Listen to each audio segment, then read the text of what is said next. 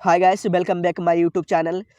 Guys, India में सभी लोग साइकिल, मोटरसाइकिल या अन्य कोई गाड़ी खरीदने के प्रोसेस के बारे में तो जानते हैं, लेकिन क्या आपको पता है कि हेलीकॉप्टर खरीदने के लिए आपको क्या करना होगा?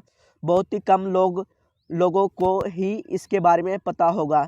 तो चलिए दोस्तों, अब मैं आपको इस वीडियो में बताने वाला कुछ देश ऐसे हैं जहां पर आप आसानी से हेलीकॉप्टर खरीद सकते हैं, लेकिन इंडिया में इसे खरीदना बहुत ही कठिन है।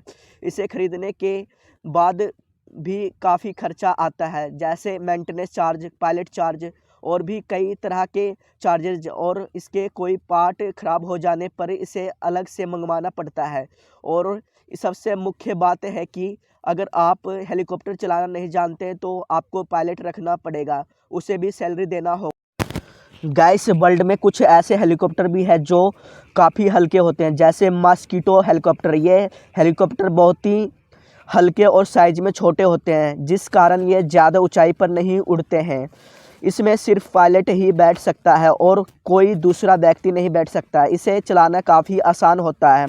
इसे चलाने के लिए लाइसेंस की ज़रूरत नहीं होती है।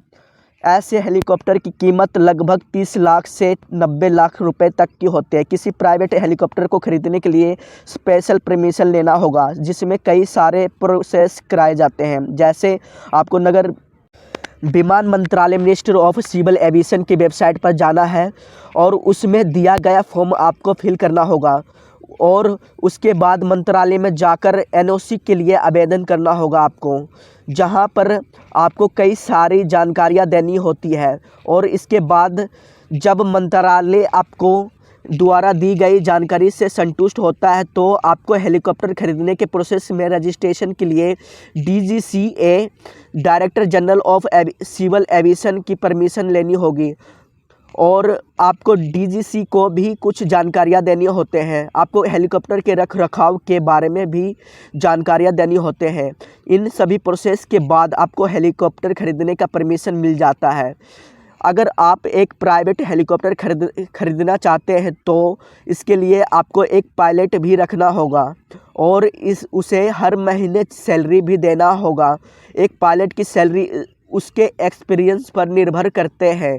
कुछ लोग ऐसे भी होता है जो हेलीकॉप्टर चलाना जानते हैं तो उन्हें पायलट रखने की ज़रूरत नहीं होती है, लेकिन अगर आप सही से हेलीकॉप्टर चलाना नहीं जानते तो आपको पायलट रखना ही पड़ेगा। दोस्तों, हेलीकॉप्टर एक नॉर्मल मैदान में उतारा जा सकता है। अगर आप अपना हेलीकॉप्टर किसी मैदान में लैंड करवाते हैं तो आपको कोई चार्ज नहीं देना होगा, लेकिन अगर आप हेलीकॉप्टर को किसी एयरपोर्ट पर लैंड करवाते हैं तो आपको चार्ज देना पड़ेगा। बड़े बड़े इंटरनेशनल एयरपोर्ट पर यह चार्ज बहुत ही ज़्यादा होता है।